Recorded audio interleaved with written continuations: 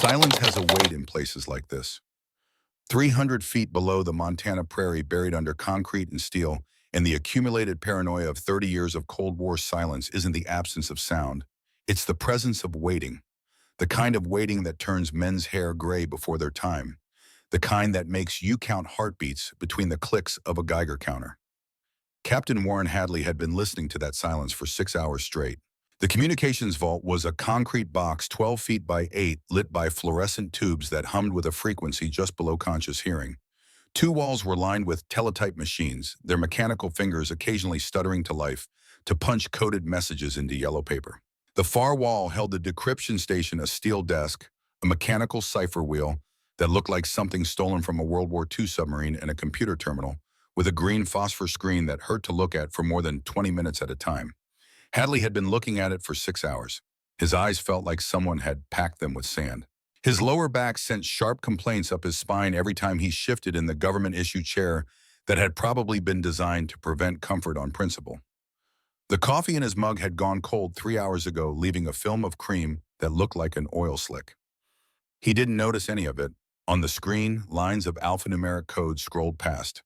To anyone else, it would have looked like gibberish. Random letters and numbers, occasionally interrupted by symbols that had no business being in a military communication. But Hadley didn't see gibberish. He saw patterns, rhythms, the digital fingerprints of human beings trying to hide secrets in mathematics. His father had taught him that. Joseph Hadley had been a cryptographer for the Office of Strategic Services during the war. The real war. The one where the enemy wore swastikas and the moral math was simple. Joe Hadley had never talked much about what he'd done. But sometimes late at night when Warren was 12 or 13, his father would pull out a notebook filled with cipher wheels and substitution tables and show his son how men turned words into secrets and secrets back into words. A code is just a story someone doesn't want you to read. His father had said once, smoke from his Lucky Strike curling toward the ceiling of their Baltimore row house. Your job isn't to break it. Your job is to find out why they're hiding it. Warren had joined the Army in 1967, expecting to be shipped to the jungles where America was busy losing a war one rice paddy at a time. Instead, the Army had looked at his aptitude scores, found out his father was Joe Hadley, and sent him to Fort Meade, the National Security Agency, where wars were fought with punch cards and magnetic tape instead of bullets. He'd been solving puzzles ever since. Tonight's puzzle was supposed to be routine. Every 6 hours, Strategic Air Command headquarters at Offutt Air Force Base in Nebraska transmitted an authentication sequence to every missile installation in the United States. Malmstrom had 50 Minuteman III intercontinental ballistic missiles scattered across 12,000 square miles of Montana prairie. Each missile carried a Bu-78 thermonuclear warhead with a yield of 335 kilotons. For reference, the bomb that erased Hiroshima was 15 kilotons. Do the math. 50 missiles. 335 kilotons each. That's 16,750 kilotons of instant sunshine buried under Montana wheat fields. The authentication sequence was the electronic leash that kept those weapons from flying without direct presidential authorization. Every 6 hours, SAC would send a message. We're still here. The chain of command is intact. Stand by. And every 6 hours, cryptographers like Hadley would decode that message, verify the authentication code, and confirm back message received. All secure. It was boring work. Tedious work, the kind of work where your biggest enemy was falling asleep on duty. Except tonight, something was wrong. Hadley leaned closer to the screen, ignoring the way his spine protested. He'd run the authentication sequence through the computer 3 times. Each time the machine had spit back the same result: authentication verified. Code valid. But the machine was wrong, not obviously wrong, not red lights and alarm bells wrong, just off. Like a photograph where everything looks normal, until you notice the shadows are falling in the wrong direction. The authentication code was a 256-character string of letters, numbers, and symbols changed daily according to an algorithm that was supposed to be impossible to predict.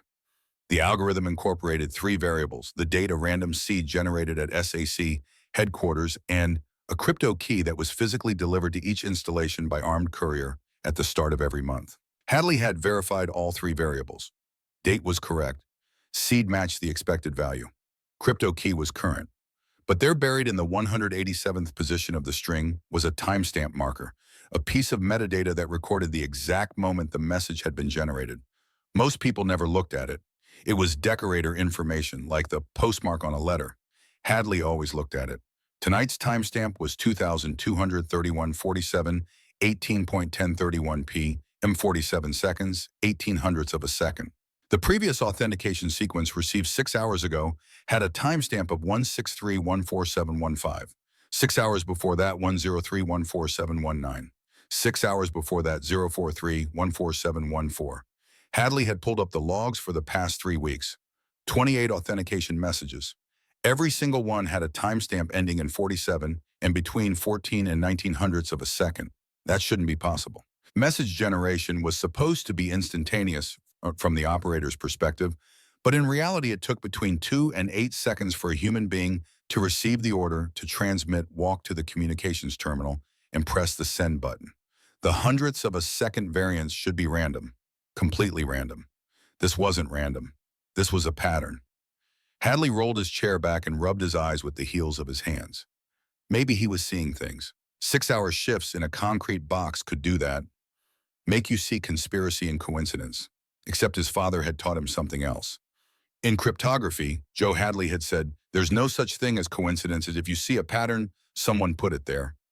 Warren stood up, joints cracking like rifle shots in the quiet. He walked to the far wall where a filing cabinet held reference materials, technical manuals, code books, and a 3-ring binder that smelled like mildew and contained photocopies of declassified Soviet cipher techniques from the 1950s and 60s. He'd requisitioned that binder 2 years ago from NSA archives. Most people thought he was paranoid. Why study enemy encryption methods from 20 years ago? The Soviets had moved on. New codes, new systems. But Hadley knew something most people didn't. When you're trying to hide a message, you don't invent a new technique. You use an old one. Something so outdated that no one thinks to look for it. He flipped through the binder until he found what he was looking for. A section labeled Temporal Embedding, GRU Protocols, 1961 to 1963. The Soviet Military Intelligence Directorate, the GRU, had briefly experimented with hiding authentication markers in message timestamps.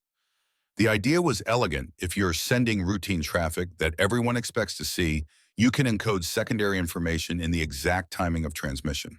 A timestamp ending in 47 might mean message authentic. A timestamp ending in 23 might mean message compromised. The technique had been abandoned after Western signals intelligence caught on. Too obvious, too easy to spot once you knew what to look for. Unless no one was looking. Hadley's hands had gone cold. He walked back to the terminal and pulled up the raw data stream, the unprocessed version, before the computer ran its authentication algorithms. Each message contained hundreds of metadata fields.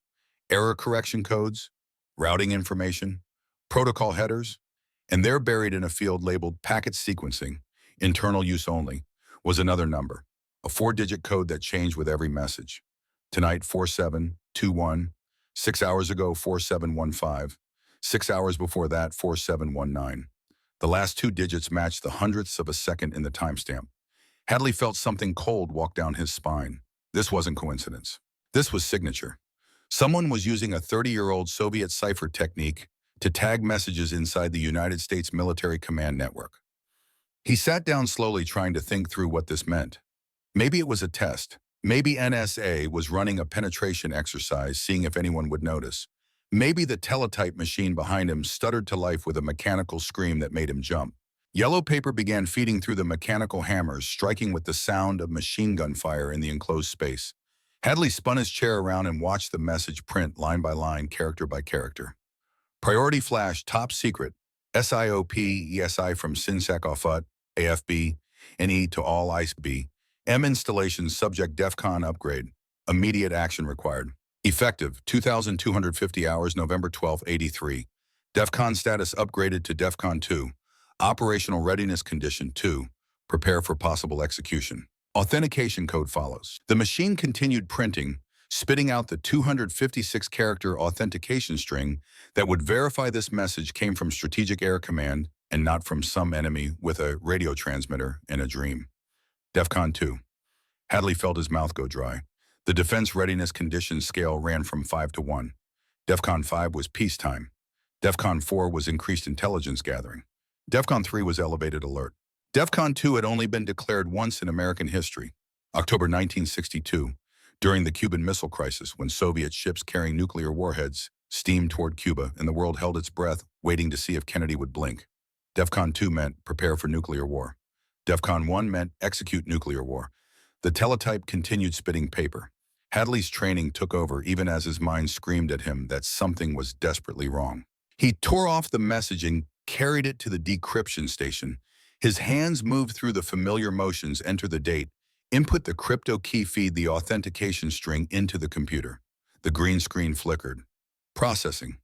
Processing. Authentication verified. Code valid. DEFCON 2 confirmed. Hadley stared at the screen. Then he pulled up the raw metadata.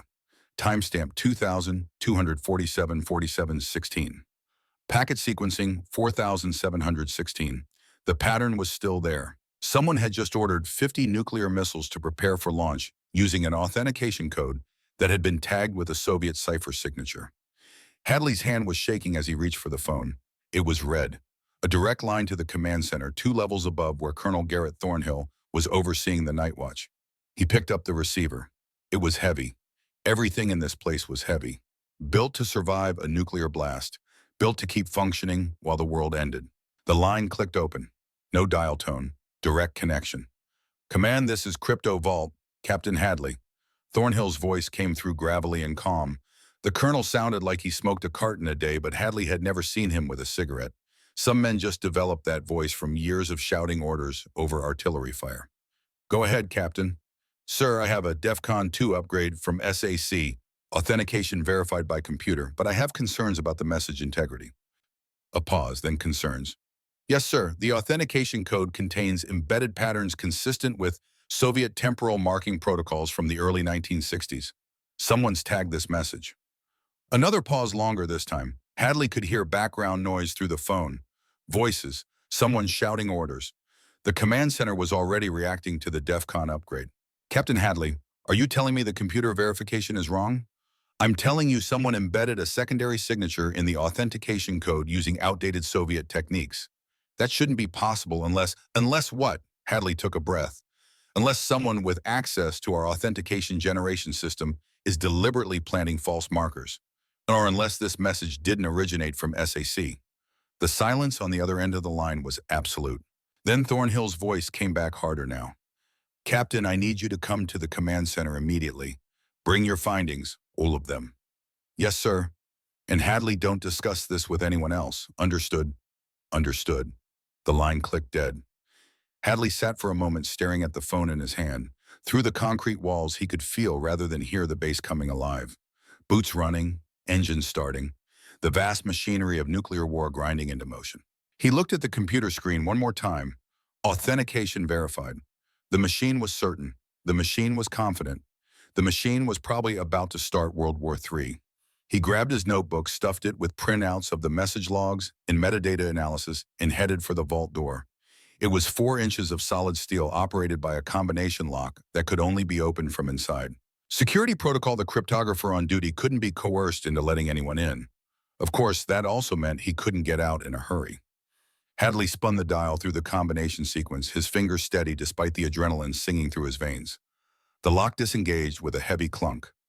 He pulled the door open and stepped into the corridor beyond. The hallway was narrow, barely wide enough for 2 people to pass. Concrete walls painted institutional green. Every 20 feet, a light fixture behind wire mesh. The air smelled like dust and machine oil and fear. 2 airmen were running past carrying sealed cases marked with radiation warnings. They didn't look at Hadley. He was invisible. Just another officer in a base full of officers, all of them suddenly busy with the business of preparing to end the world. The command center was 2 levels up in a quarter-mile east, following corridors that twisted like intestines through the underground complex. Hadley walked fast, but didn't run. Running would draw attention. Running would make people ask questions. He passed a blast door open now, but capable of slamming shut in less than a second if the base went to full alert. Beyond it, he could see into one of the missile control capsules. A small room maybe 15 feet across, dominated by 2 console seats facing a wall of switches and indicators. 2 officers were strapping in, running through a checklist. They were preparing the keys. Every Minuteman missile was controlled by 2 officers in a launch control center. Each officer had a key.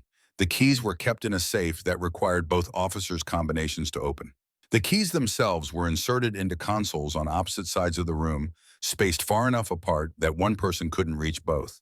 In order to launch, both officers had to turn their keys simultaneously within 2 seconds of each other. It was called the two-man rule. The assumption was that no single person could be crazy enough or compromised enough to start a nuclear war alone. You needed two people to agree, two people to share the responsibility, two people to carry the guilt. Hadley wondered what happened when the two people were following orders that came from someone else's madness. He reached the command center entrance, another blast door, this one guarded by two security police with M16 rifles. They checked his ID badge, even though they'd probably seen him walk past a dozen times. Protocol. Everything here was protocol. One of them keyed a radio. Captain Hadley to see Colonel Thornhill. A moment later, send him in. The guard stepped aside. Hadley walked through. The command center was organized chaos.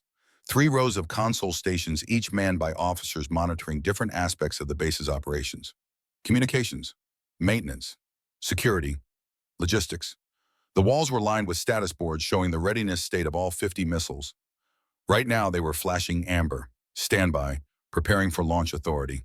Colonel Garrett Thornhill stood in the center of it all, a tall man with iron gray hair and the kind of ramrod posture that suggested his spine had been replaced with rebar sometime around the Korean War. He was holding a message, flimsy, reading it with the expression of a man who'd just been told his house was on fire. He looked up when Hadley entered. Captain, my office. Now, Thornhill's office was a glass-walled box in the corner of the command center. It had a desk, 2 chairs, and a safe. No windows. 300 feet of Montana dirt doesn't leave much room for scenic views.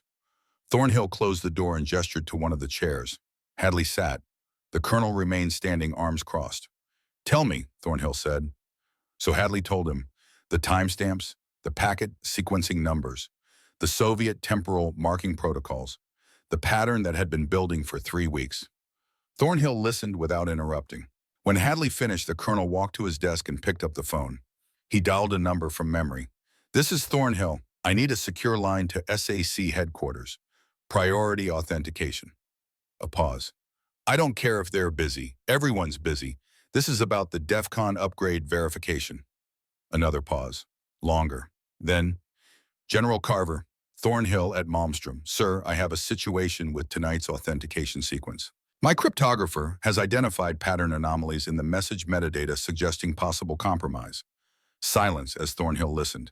Yes, sir, I understand SAC is the authentication authority, but the patterns he's found are consistent with... More silence. Thornhill's jaw tightened. Yes, sir, I understand, but with all due respect, if there's any possibility that... The colonel stopped talking. His face had gone carefully blank. Hadley had seen that expression before. It was the look of a man being given an order he didn't agree with, but couldn't refuse. Understood, sir. Malmstrom will comply with DEFCON 2 protocols. We'll be ready within the timeline. A pause. No, sir. No further questions. Thornhill hung up. He stood there for a moment, hand still on the receiver, staring at nothing. Then he turned to Hadley. SAC confirms the order is authentic. It originated from the National Military Command Center in the Pentagon. The President authorized the DEFCON upgrade at 22:45 hours based on intelligence, indicating Soviet missile submarines have moved into launch positions off both coasts. Sir, the metadata. The metadata is irrelevant, Captain. The computer verification is what matters. The authentication code is valid. But someone planted a Soviet cipher signature in your opinion. Thornhill's voice was flat. Based on patterns that could be coincidental. Based on techniques that are 30 years old. Based on analysis that no one else has corroborated. Hadley felt something cold settling in his chest. You don't believe me. I believe you found something that concerns you. I believe you're a good officer and a good cryptographer. But I also believe in the chain of command. SAC says the order is authentic. The President authorized it. That's the end of the discussion. Sir, if I'm right. If you're right, Thornhill interrupted, then we have a penetration of our authentication system that goes back at least 3 weeks that no one else has detected, and that is being used to somehow fake orders from the President of the United States. Do you understand how paranoid that sounds? I understand how it sounds, sir. I'm asking you to consider the possibility that it's true. Thornhill looked at him for a long moment. Then the colonel's expression softened slightly. Warren, I've known you for 8 years. I knew your father. I know you're not crazy. But this is too big. If you're wrong, you'll destroy your career. If you're right and you can't prove it... The sentence hung in the air unfinished. Hadley understood what he wasn't saying. If I'm right and this order gets executed, millions of people die. And stopping it without absolute proof would be treason. I need to verify it, Hadley said quietly. Let me pull the message logs for the other installations. If this pattern exists everywhere in every authentication sequence sent tonight, then it's not coincidence. It's systematic. Thornhill shook his head. I can't authorize that. You're restricted to Malmstrom's crypto vault. You don't have clearance to access other installations' communications. Sir. Captain Hadley, you're dismissed. Return to your station. If I need additional analysis, I'll call you. It wasn't a suggestion. Hadley stood. He looked at Thornhill, trying to find some sign that the colonel believed him, that he was just following orders because he had to. What he saw in Thornhill's eyes was conflict, doubt, fear, but also resolve. Yes, sir, Hadley said. He walked out of the office, through the command center, past the guards, back into the concrete corridors that led to the crypto vault. DEFCON 2 meant the base was preparing for war. It meant crews were loading bombers at strategic air bases across the country. It meant ballistic missile submarines were moving into launch positions in the Atlantic and Pacific. It meant the president was being briefed on targeting options and casualty estimates. It meant the machinery of nuclear apocalypse was spinning up and no one was hitting the brakes. Hadley's mind raced as he walked. Thornhill was right about one thing: he couldn't prove it. Not absolutely. The patterns were there, but patterns could be coincidence. The Soviet cipher technique was real, but using it didn't necessarily mean the message was false. It could be a test. It could be a security audit. It could be his thoughts stopped. There was one way to prove it. The authentication codes were generated by a computer system at SAC headquarters. That system used an algorithm based on 3 inputs: date, random seed, and crypto key. If someone was manipulating the system, they would have to either compromise the algorithm itself or inject false data at the input level. But the algorithm had a fingerprint, a mathematical signature that appeared in the structure of the output code. Hadley had studied it years ago when he was at NSA. It was elegant, beautiful even, based on prime number sequences and logarithmic functions that created codes that looked random but had hidden internal symmetry. If the authentication code was genuine, that symmetry would be there. If it was fake, the symmetry would be broken. Hadley could check that. It would take time, hours probably. He'd have to write a program to analyze the code structure, compare it against known authentic samples, look for anomalies. But he could do it. He reached the crypto vault and let himself back in. The teletype was quiet now. No new messages. The fluorescent lights hummed their endless song. Hadley sat down at the computer terminal and started typing.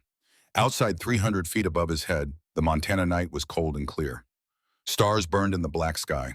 Somewhere to the north, near the Canadian border, 50 Minuteman, 3 missiles sat in their silos waiting.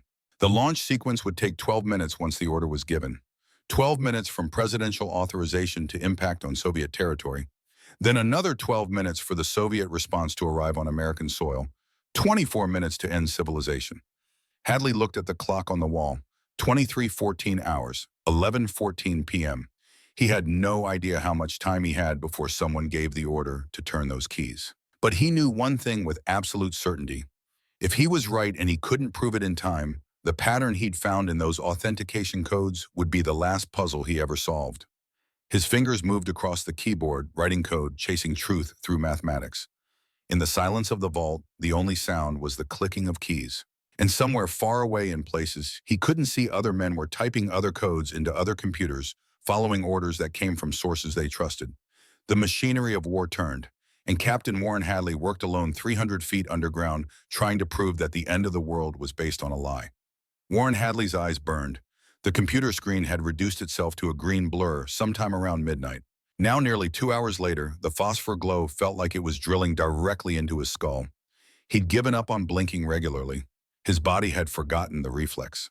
All his attention, every neuron that wasn't dedicated to keeping his heart beating and his lungs pumping, was focused on the columns of numbers scrolling past. The program he'd written was crude, inelegant, the kind of code that would make a professional programmer wince. But it worked. He'd fed it 17 authentication codes from the past month. Genuine messages, verified and archived from the period before the pattern had started appearing. The program analyzed the mathematical structure of each code, mapping the relationships between characters, identifying the prime number sequences embedded in the algorithm, measuring the logarithmic spacing.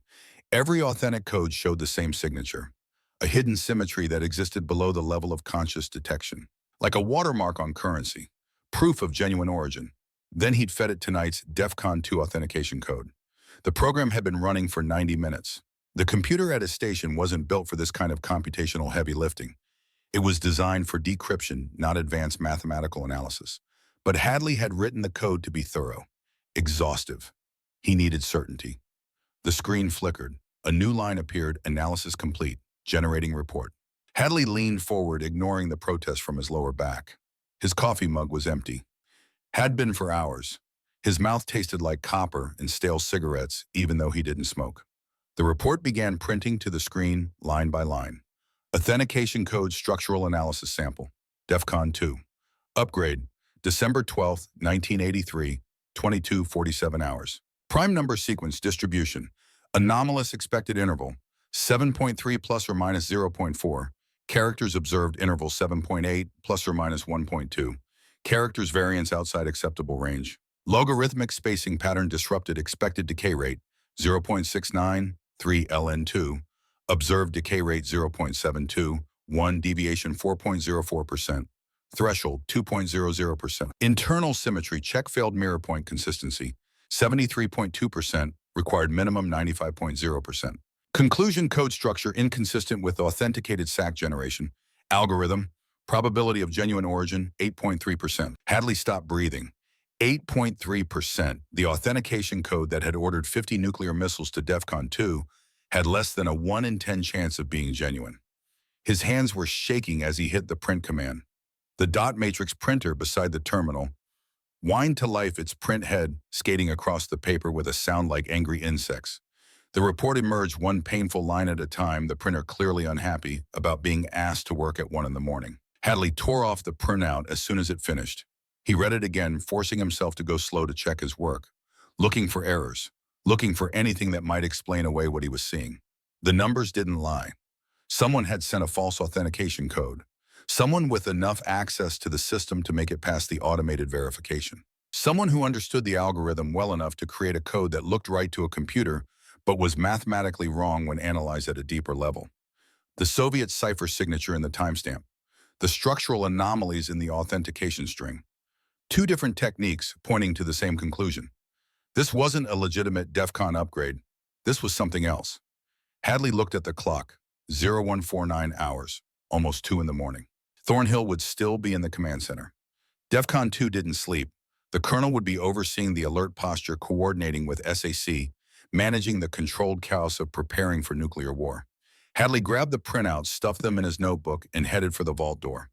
The corridor outside was busier than it had been earlier. Personnel moving with the kind of controlled urgency that suggested they'd been drilled on this procedure 1,000 times but never expected to do it for real. A crew of maintenance technicians pushed a cart loaded with diagnostic equipment toward the missile control capsules. 2 security police walked past in the opposite direction, carrying what looked like additional ammunition for the base perimeter guards. No one made eye contact. Everyone had a job. Everyone had somewhere to be. Hadley fell into the flow of traffic heading toward the command center. His mind was already working through what he'd say to Thornhill. The colonel had dismissed his concerns earlier based on lack of hard evidence. Well, now he had evidence. Mathematical proof that the authentication code was false. But what did that mean for the order itself? If the authentication code was fake, did that mean the DEFCON upgrade was fake too? Or had someone deliberately tagged a genuine order with false signatures too? What? Create confusion, undermine trust in the system. And if the order was fake, who had the capability to inject it into the SAC communications network in a way that would fool every automated check? The questions multiplied like bacteria. Each answer spawned 3 more questions. Hadley reached the command center entrance. The same 2 guards were on duty. They looked more alert now, more tense. One of them had his hand resting on his rifle, not quite pointing it, but ready to move fast if needed. They checked Hadley's ID again. Sir, the colonel left orders that he's not to be disturbed unless it's an emergency. This is an emergency, Hadley said. The guards exchanged glances. The senior of the 2, a staff sergeant with a jaw like a cinder block, keyed his radio. Command Captain Hadley requesting immediate access to Colonel Thornhill. Says it's an emergency. A pause, then a voice crackling back. What kind of emergency? Authentication analysis. Hadley said loud enough for the radio to pick up. I have proof the DEFCON upgrade code is compromised. Longer pause this time. Hadley could imagine the reaction in the command center. Crypto officer claiming the order that had the entire base on high alert was fake. That would go over about as well as a grenade in a telephone booth. The radio crackled again. Different voice this time. Thornhill. Send him in. The guard stepped aside. Hadley pushed through the blast door into the organized chaos. The command center had gone from controlled activity to something approaching combat operations. Every console station was manned.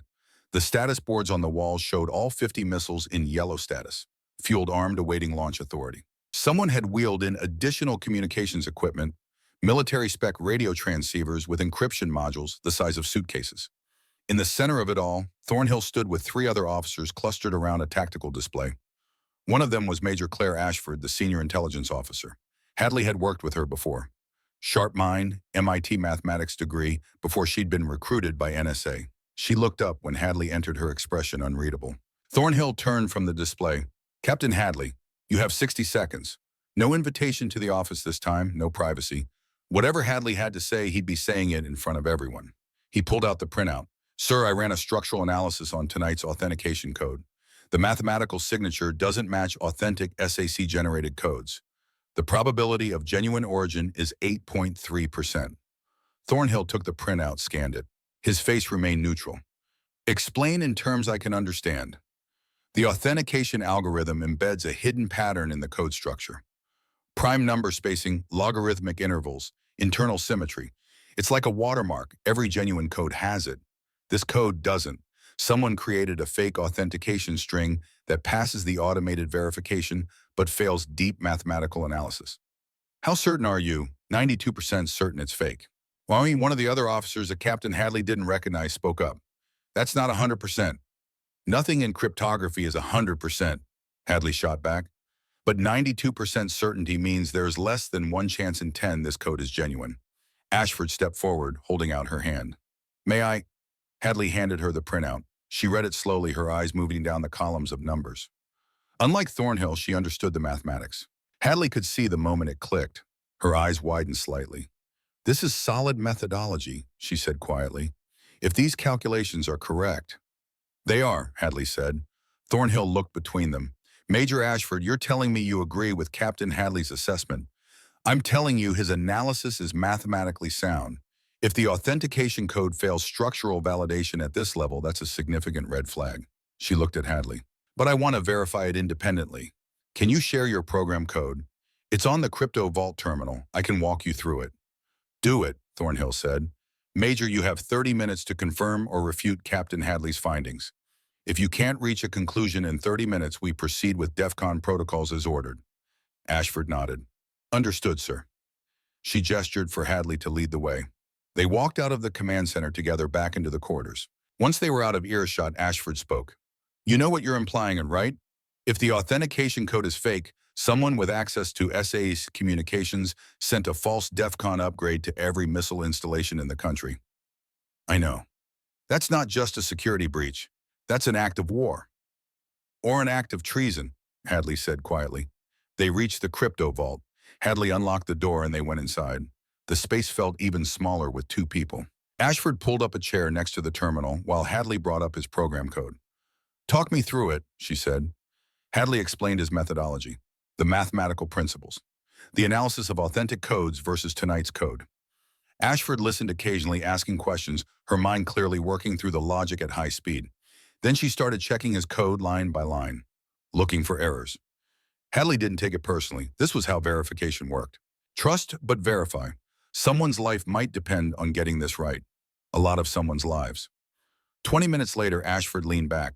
Your code is clean. The methodology is sound. I want to run the analysis myself with a different sample set. Be my guest.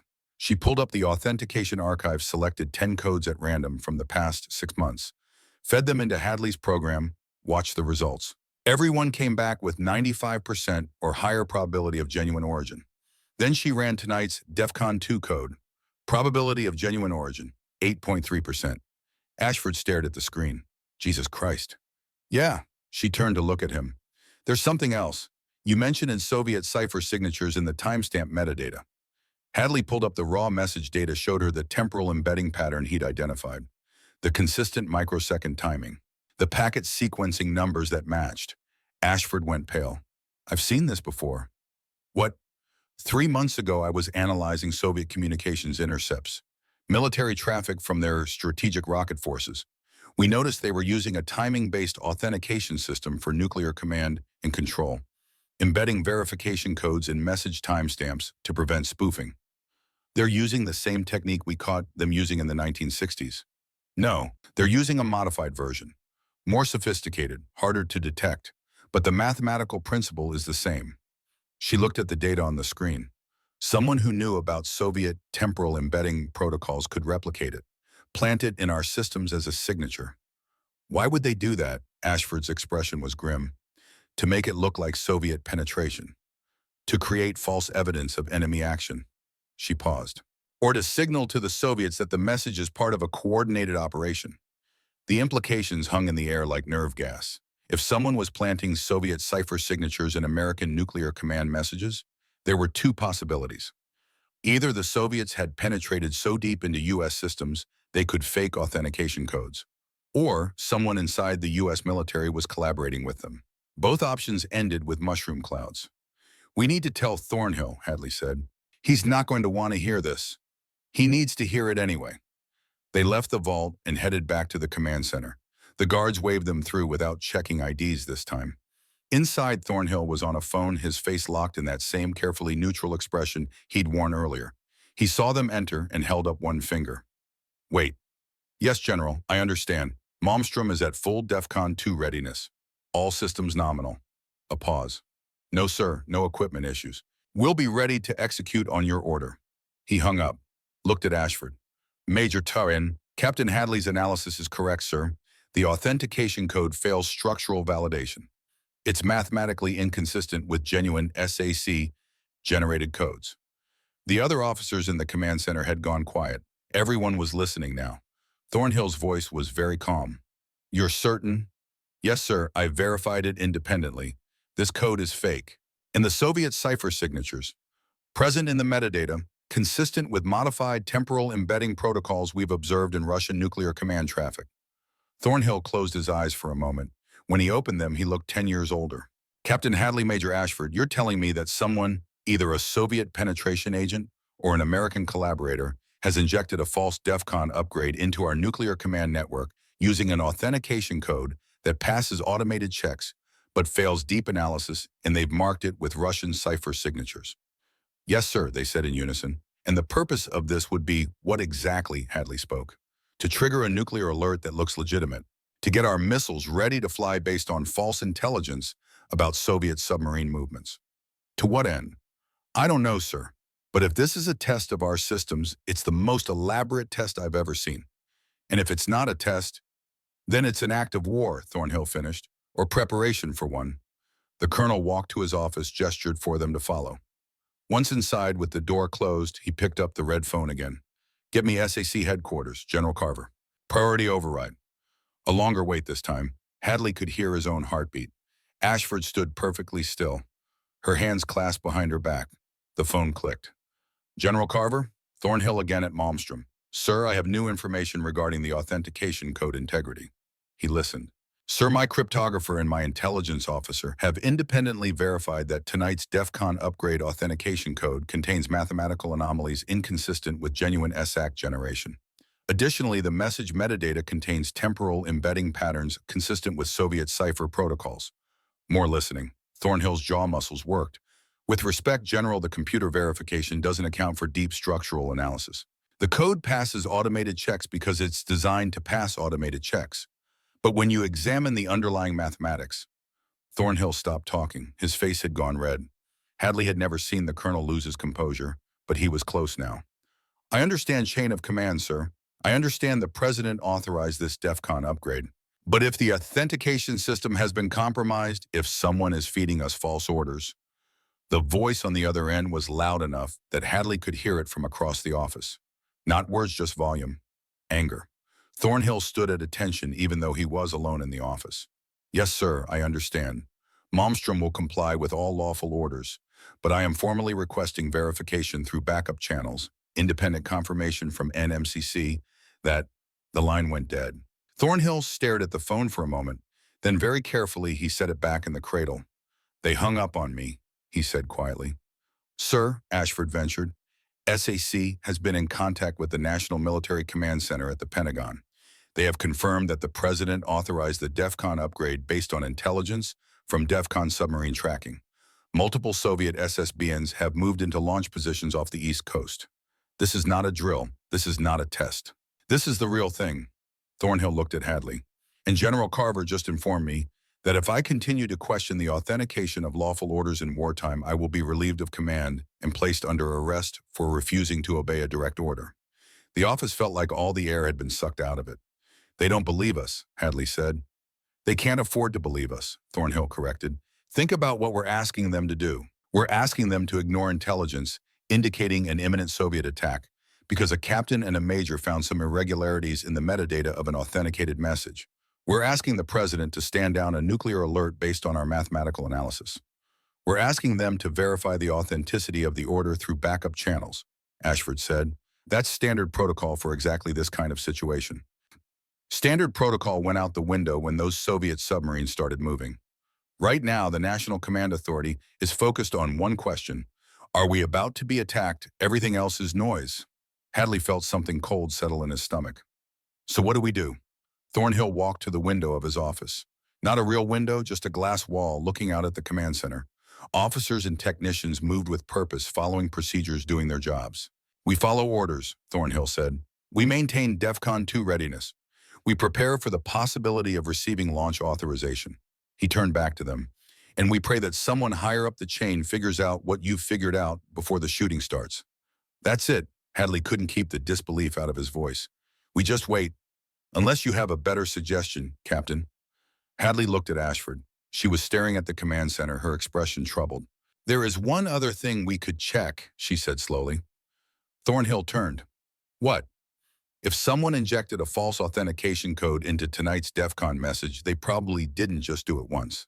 The temporal embedding pattern you found goes back 3 weeks. That suggests they've been testing the system, planting signatures, building towards something. So if we can access the message logs from other installations, other missile fields, bomber bases, submarine communications, we can check if the same patterns appear in their authentication codes. If this is systematic, if it's happening everywhere, that's proof of a coordinated penetration. Thornhill shook his head. You don't have clearance to access other installations' crypto logs. No, Ashford agreed. But you do, sir. As installation commander, you have emergency access to the entire SAC communications network for verification purposes during DEFCON alerts. The colonel's eyes narrowed. You want me to pull crypto logs from other bases without authorization? I want you to verify the integrity of the nuclear command network, Ashford corrected, which is well within your authority during a DEFCON 2 alert. Thornhill looked at her for a long moment, then at Hadley. If I do this and you're wrong, my career is over. If I do this and you're right, if we're right, Hadley said quietly, and we don't do this, we might be following false orders into World War III. Silence. Thornhill walked to his desk, unlocked a drawer, and pulled out a key. Not a regular key. This was a cipher key, a small device about the size of a credit card with an embedded chip. Emergency access authorization for the SAC network. I'm not doing this alone, Thornhill said. Major Ashford, you're the signals intelligence expert. You'll verify the temporal embedding analysis. Captain Hadley, you'll verify the structural authentication. If either of you finds evidence contradicting your theory, you tell me immediately. Understood. Yes, sir, they said together. And if we find evidence supporting it, Thornhill continued, if we can prove this pattern exists across the entire nuclear command network. He paused. Then we have a different problem. Because SAC won't listen to me, the Pentagon won't listen to me. At that point, we're talking about going outside the chain of command. Who would we go to? Ashford asked. Thornhill slid the cipher key across his desk. I don't know yet. First, let's find out if your theory holds up. Hadley picked up the key. It was warm from being in Thornhill's pocket. A small piece of plastic and silicon that could unlock access to the most classified communications network in the world. Where do we do this? He asked. Not here. The command center monitors are recorded. If someone's running a penetration operation, they might be watching for exactly this kind of verification attempt. Thornhill thought for a moment. There's a secondary communication station in the North Wing, used for redundancy if the main command center is destroyed. It has a direct link to the SAC network, but it's not actively monitored. How do we access it without drawing attention? Ashford asked. You don't. I do. Thornhill stood. I'll tell the watch officer I'm conducting an emergency communications drill. You two will accompany me as technical support. Once we're in the secondary station, you'll have access to the network. How long do we have? As long as it takes, but understand this, if SAC notices unauthorized access to other installations' crypto logs, they'll lock down the network immediately. You'll get one shot at this. Make it count. Hadley and Ashford nodded. Thornhill opened his office door and walked back into the command center. Major Chen, I'm conducting an emergency verification of backup communication systems. Captain Hadley and Major Ashford will assist. We'll be in Station 7. The watch officer barely looked up from his console. Yes, sir. How long? Indeterminate. Notify me immediately if we receive any traffic from SAC. Will do, sir. They walked out of the command center into the corridors heading north. The path took them through less traveled sections of the underground complex. Fewer people. Dimmer lights. This was the part of the base that only got used during drills or disasters. Station 7 was behind a locked door marked with fading radiation symbols. Thornhill unlocked it with a physical key, no electronic locks this deep in the old section. The door opened with a groan of hinges that hadn't moved in months. Inside was a room that looked like it had been built in 1965 and never updated. Older equipment, vacuum tube displays, a communications terminal that looked like it belonged in a museum. But when Thornhill powered it on, the system came alive with surprising speed. SAC modernized the actual communications protocols, he explained, but they left the physical hardware alone. Something about not wanting to disturb asbestos insulation in the walls. He inserted the cipher key into a slot on the terminal. A green light appeared. Access granted. It's all yours, Thornhill said. I'll watch the door. Hadley and Ashford sat at the terminal. Ashford's fingers flew across the keyboard, navigating through menu systems that predated graphical interfaces. Text scrolled past. Connection established. SAC. Network authentication accepted. I'm in, she said. Where do we start? Grand Forks, Hadley said, North Dakota. They have 50 Minuteman III's similar configuration to us. Ashford pulled up the crypto logs for Grand Forks Air Force Base. Authentication messages for the past month. She filtered for messages with similar metadata structure to Malmstrom's. Running analysis, she said. The old terminal churned through the data. Slower than modern systems, but thorough. Results appeared: temporal embedding pattern detected consistency. 94.7%, duration 23 days. It's there, Ashford whispered. Same pattern, same timing signatures. Try another base, Hadley said. She pulled up Minot Air Force Base, also in North Dakota. Another 50 missiles. Same pattern. 23 days, 94% consistency. F.E. Warren in Wyoming. Same thing. Whiteman Air Force Base in Missouri. 2 bomber wing. Same pattern in their authentication codes. They checked 10 installations, 10 different bases across the country. Every single one showed the same temporal embedding pattern in their authentication messages. Every single one had been receiving tagged codes for approximately 3 weeks. Ashford sat back from the terminal, her face pale in the green glow. It's systematic, she said. Someone has been injecting modified authentication codes into the entire SAC network for 3 weeks, testing the system, and tonight they sent a DEFCON upgrade using the same compromised authentication. Thornhill had been watching over their shoulders. Can you verify the structural anomalies in tonight's codes? See if they all fail authentication like ours does.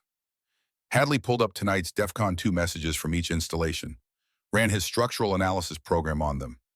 Every single code showed the same mathematical inconsistencies, same failed symmetry checks, same probability of false origin, 8.3% across the board. They're all fake, Hadley said quietly. Every DEFCON upgrade message sent tonight was generated by the same compromised system. The room was silent except for the hum of the old equipment.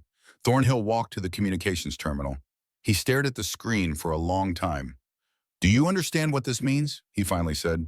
This isn't a penetration. This isn't espionage. This is a coordinated attack on our nuclear command infrastructure. Someone, either the Soviets or someone working with them, has compromised the entire SAC authentication system. They've used it to send false DEFCON orders to every nuclear installation in the United States. Which means the intelligence about Soviet submarine movements might be false too, Ashford said. If they can fake our authentication codes, they can fake intelligence reports. They're setting us up, Hadley realized. They're trying to make us launch. Or they're creating the conditions where launch becomes inevitable, Thornhill corrected. If both sides think the other is preparing to attack, if the detection systems are compromised, if no one can trust the authentication codes. He didn't finish the sentence. He didn't need to. A nuclear war started by accident, by false signals and compromised systems and men following orders they thought were legitimate. We have to stop it, Hadley said. Thornhill looked at him. How SAC won't listen. The Pentagon won't listen. Everyone is focused on the Soviet threat. They're not looking for internal compromise. Then we go over their heads, Ashford said. To who? The president. You think we can get a call through to the White House? You think they'll believe two captains and a colonel from Montana over the entire intelligence apparatus? We have proof, Hadley insisted, gesturing at the terminal. We have evidence of systematic penetration across the entire network. Evidence that we obtained through unauthorized access to classified communications, Thornhill pointed out. Evidence that could get us all court-martialed before anyone even looks at it. So what do we do? Ashford's voice was tight. Just wait for the order to launch, hope someone else figures it out before the missiles fly. Thornhill was quiet for a long time. Then he walked to the terminal and pulled out the cipher key. No, he said, we don't wait. But we can't go through the chain of command. They're compromised or they're blind, and either way, they won't listen in time. He looked at both of them. There's only one way to stop this. We have to prove the orders are false by preventing their execution. Hadley felt his pulse quicken.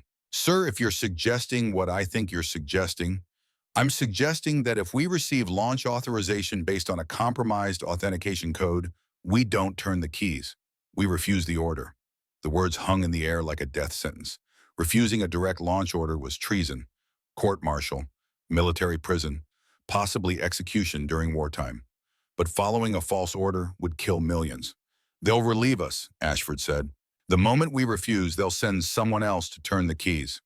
Then we make sure no one can turn the keys, Thornhill said.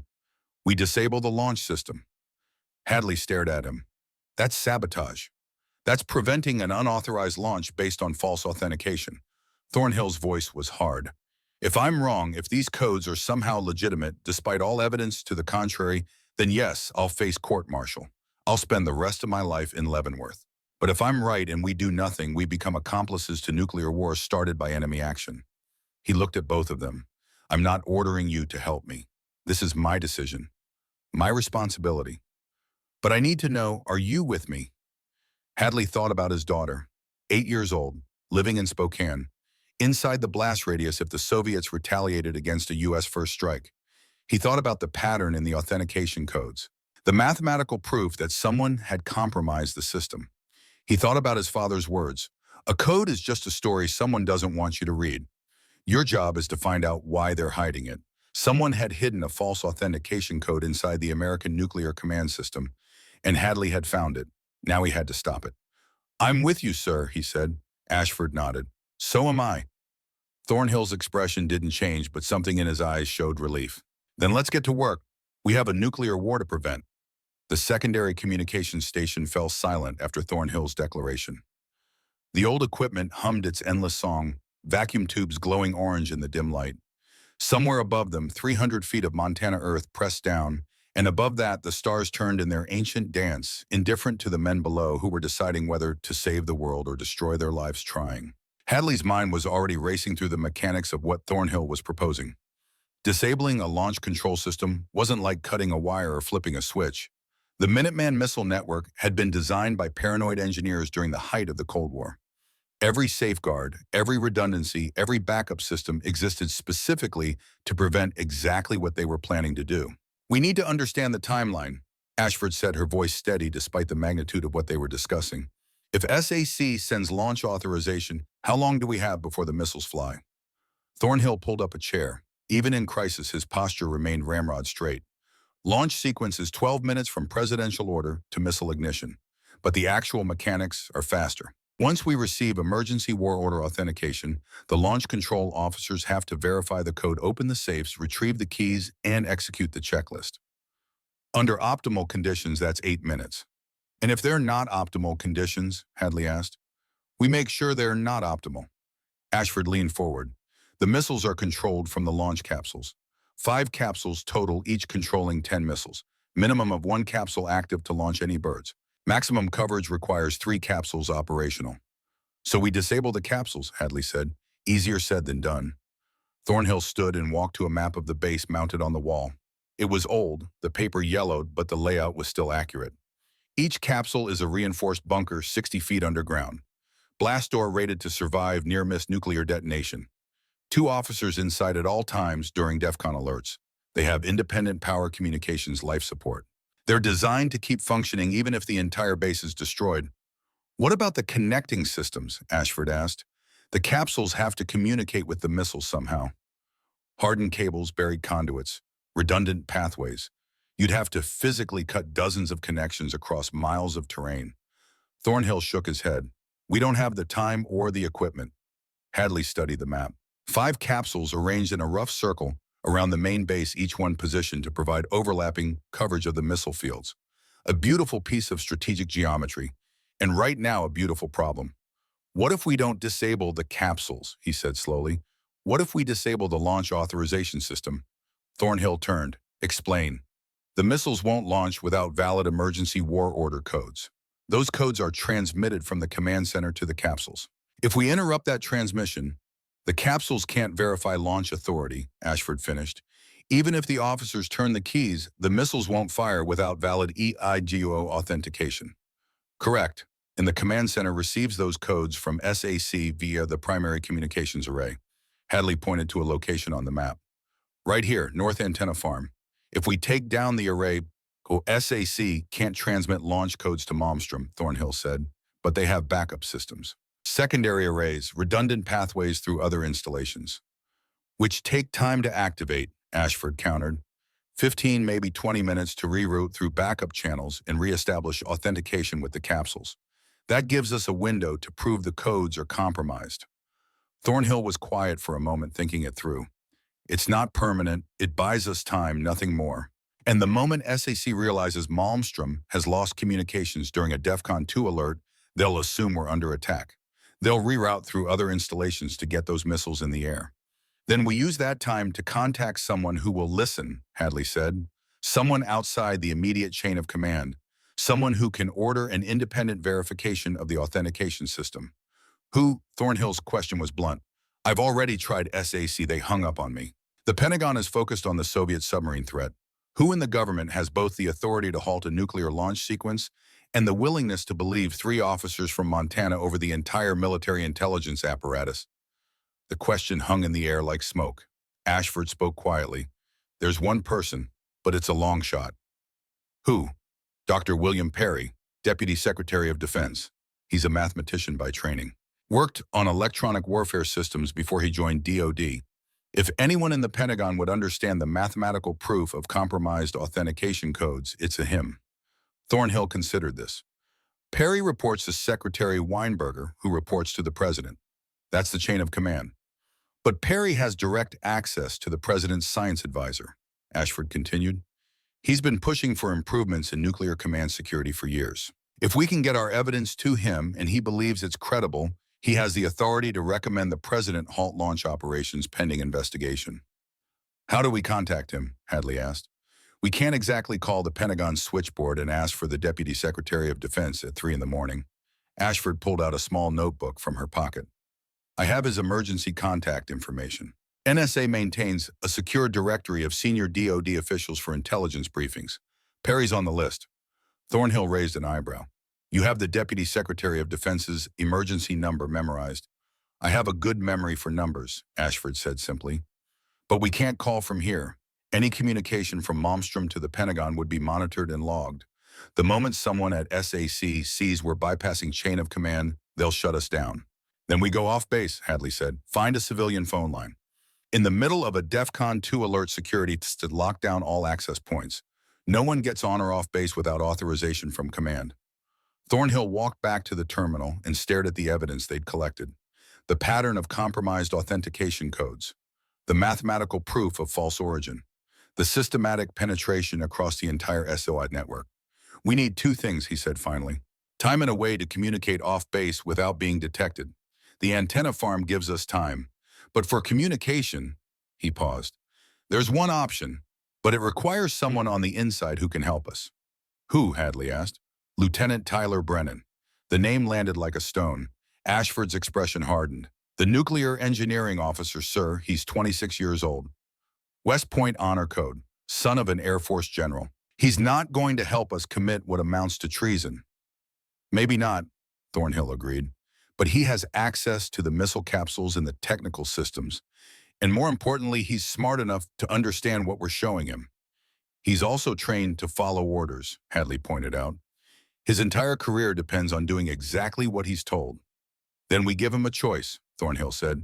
We show him the evidence, we explain what's at stake, and we let him decide if following orders is worth the risk of starting a nuclear war based on compromised intelligence. And if he says no, then we proceed without him and accept the consequences. Hadley looked at Ashford. She met his gaze and he saw the same calculation happening behind her eyes. They were already past the point of no return. Adding one more person to the conspiracy either gave them a chance of success or guaranteed they'd all end up in Leavenworth together. Where is Brennan now? Ashford asked. Thornhill checked his watch. Capsule 4. He's part of the standby crew rotation during DEFCON alerts. He'll be down there monitoring systems ready to relieve the primary officers if needed. How do we get to him without alerting the command center? We don't. I'll call him up here under the pretext of technical consultation. Tell the watch officer we're experiencing anomalies in the backup communications array and need engineering support. And when he gets here, we have about 5 minutes to convince him before someone starts asking questions about why a technical consultation is taking so long. Thornhill moved toward the door. Major Ashford, prepare a condensed brief of our findings. Mathematical proof, timeline analysis, everything a smart engineering officer would need to understand the scope of the problem. Captain Hadley, you're going to walk him through the cryptographic evidence. Make it clear. Make it convincing. We get one shot at this. He opened the door and stepped into the corridor, pulling out his radio. Command Thornhill, I need Lieutenant Brennan from Capsule 4 brought to Secondary Station 7 immediately. We're experiencing communication anomalies that require nuclear systems expertise. The response crackled back. Copy, sir. We'll notify Capsule 4.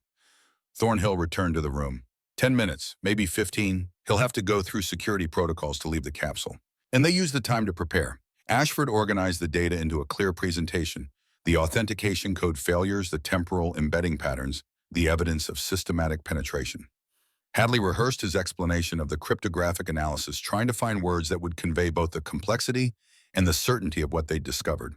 The minutes crawled past. At 12 minutes, they heard footsteps in the corridor outside. Young, quick steps. Someone moving with the efficiency of military training. The door opened. Lieutenant Tyler Brennan was exactly what you'd expect from a West Point graduate with a general for a father. Square jaw, short hair, uniform pressed even at 4 in the morning. He had the kind of face that looked like it had been designed by a recruiting poster artist. Clean cut, all American.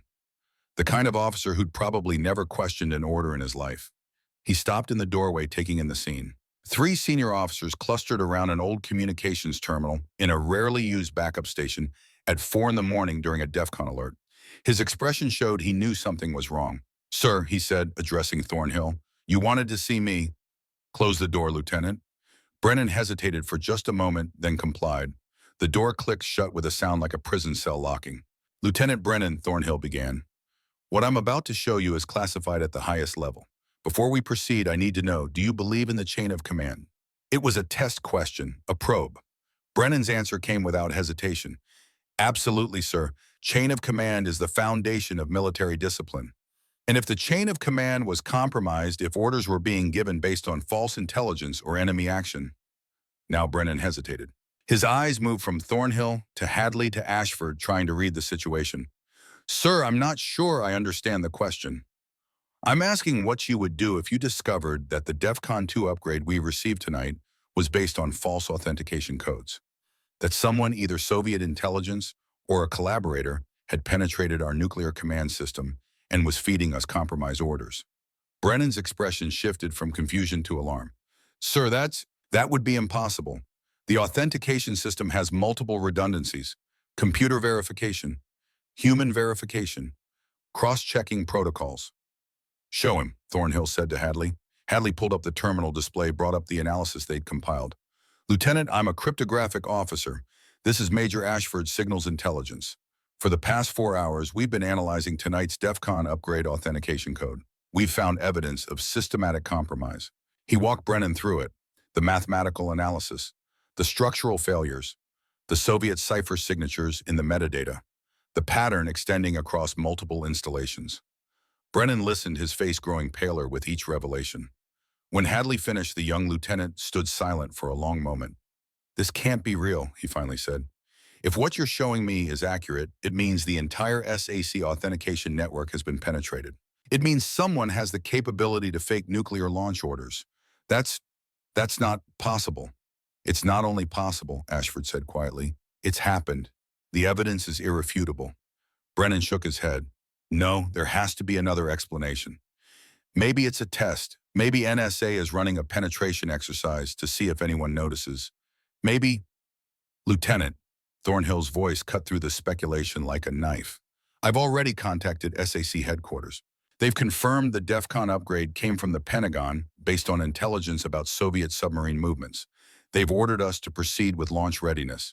They refused to conduct independent verification when I raised concerns about authentication integrity." "Then maybe we're wrong," Brennan insisted. "Maybe our analysis is flawed. Or maybe they're not listening because they can't afford to," Hadley interrupted. "Because if they admit the authentication system is compromised, they have to admit they can't trust any orders coming through it. They have to admit that someone has the keys to our nuclear arsenal." Brennan's hands were shaking. He clasped them behind his back, trying to maintain composure. "What are you asking me to do?" "We need your help," Thornhill said. "We're going to disable the primary communications array to prevent launch authorization from reaching the missile capsules. That will buy us time to contact someone outside the immediate chain of command who can order an independent investigation. But we need technical expertise to access the antenna farm without triggering security alerts." "You're asking me to help you commit sabotage." "We're asking you to help us prevent an unauthorized nuclear launch based on compromised authentication." "That's not your determination to make, sir. With all due respect, that's what the chain of command is for. If you believe there's a problem, you report it up the chain. You don't take matters into your own hands." "I've tried the chain of command," Thornhill said, his voice tight. "They won't listen. They're committed to a course of action based on intelligence we have reason to believe is false.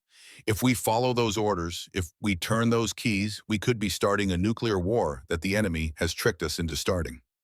Brennan looked at each of them in turn. "And if you're wrong, if you disable our communications during a legitimate DEF CON alert and the Soviets actually are preparing to attack, you'll have prevented us from responding.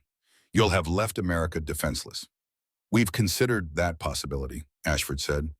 "We've weighed it against the evidence.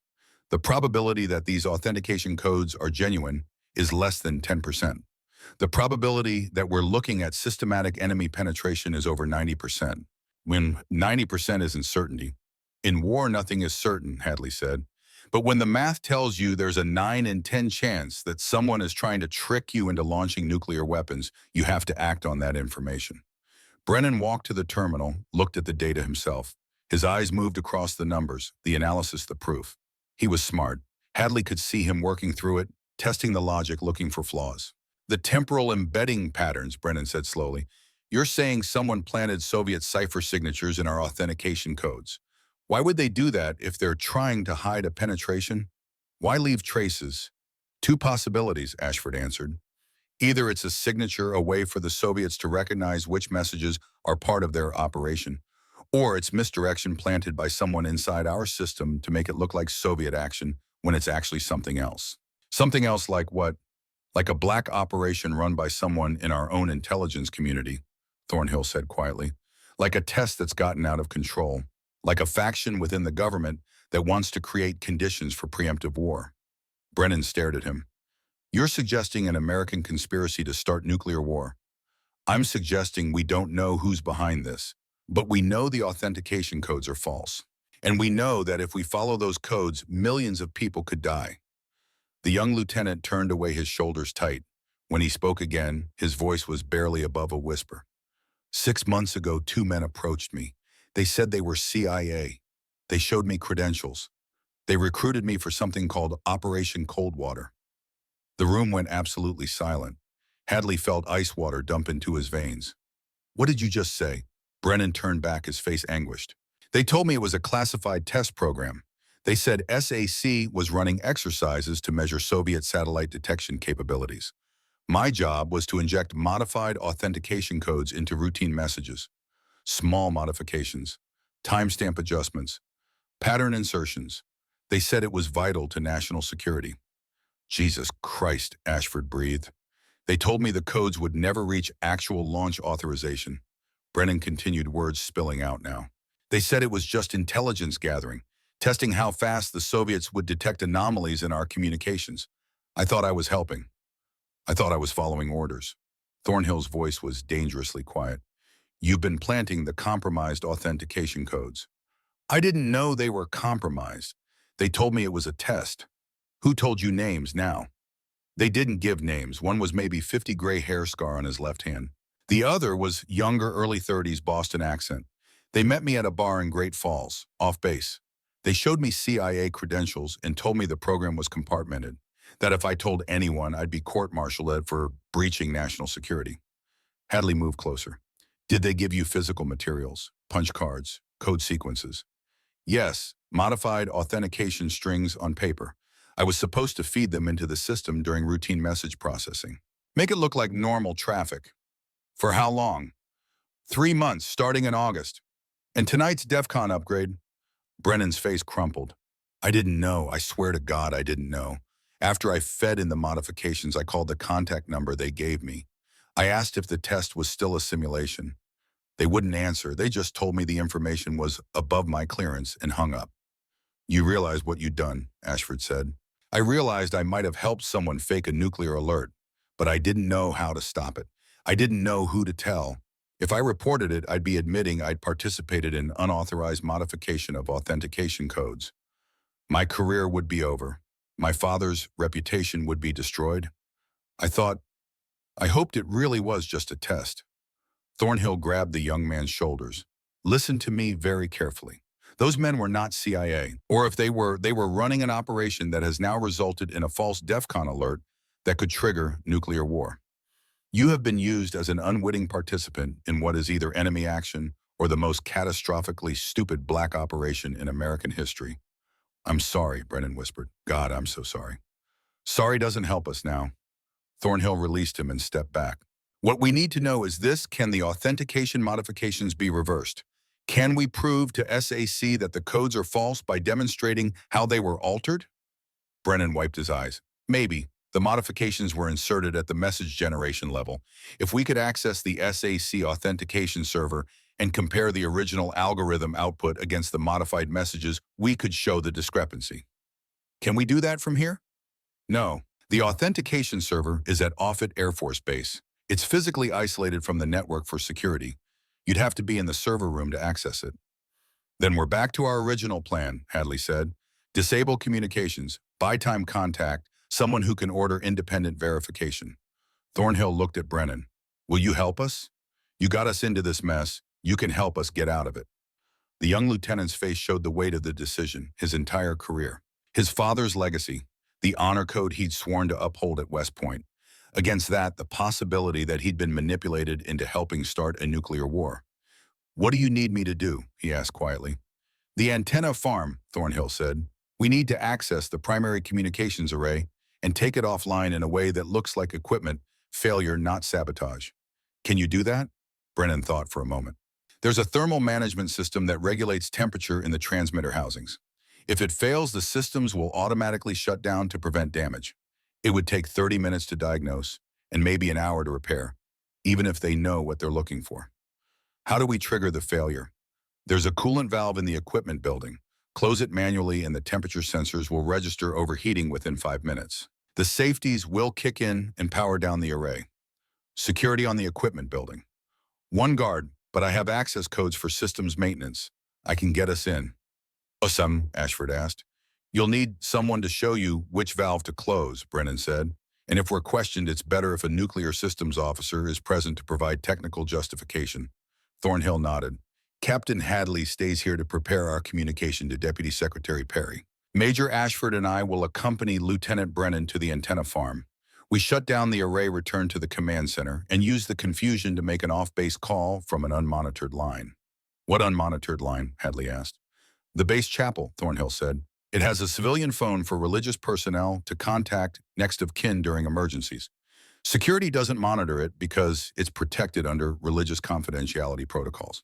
Will that work? It's the best option we have. Once the array goes down, SAC will be trying to re-establish contact. That gives us maybe 20 minutes before they reroute through backup systems. We use that window to reach Perry, transmit our evidence, and convince him to halt launch operations pending investigation. And if Perry doesn't believe us, then we've bought ourselves a court-martial for nothing. Thornhill checked his watch. It's 0423. We move in 5 minutes. Lieutenant Brennan, you'll return to your duty station first so no one questions why you were gone so long. Captain Hadley, start preparing the data package for transmission to Perry, everything we've found compressed and encrypted. Major Ashford and I will proceed to the antenna farm under the pretext of investigating the communication anomalies we've been analyzing. Everyone moved to their tasks. Brennan composed himself, straightening his uniform, wiping the emotion from his face. Within 2 minutes, he looked like the perfect West Point officer again. Only the slight shake in his hands betrayed what he was feeling. Lieutenant, Thornhill said as Brennan prepared to leave, what you did was wrong. You should have verified those orders through proper channels. But you're doing the right thing now, remember that. Brennan nodded. He opened the door and stepped into the corridor, walking back toward the capsule access points, with the steady stride of someone who had nothing to hide. Hadley sat at the terminal and began compiling the evidence package. Mathematical analysis, timeline data, metadata patterns, everything compressed into a format that could be transmitted over a voice line if necessary. He encrypted it with a code he'd learned from his father, an old OSS cipher that predated computers. If Perry was as smart as Ashford claimed, he'd be able to decrypt it. 15 minutes later, Thornhill and Ashford left the station. They carried toolkits and wore the expressions of officers investigating a technical problem. Just another maintenance check during a DEFCON alert. Nothing unusual. Hadley was alone in the station now. The old equipment hummed around him. He thought about his daughter. About Megan, 8 years old, sleeping in Spokane while her father tried to prevent the end of the world. He thought about his own father, who had broken German codes during the war. Who had told him that codes were just stories people didn't want you to read? Well, Hadley had read this story, and now he was trying to rewrite the ending. The terminal beeped. Message from Thornhill's radio relayed through the base communications system. In position, proceeding with maintenance. Hadley acknowledged. Then he waited. 5 minutes passed.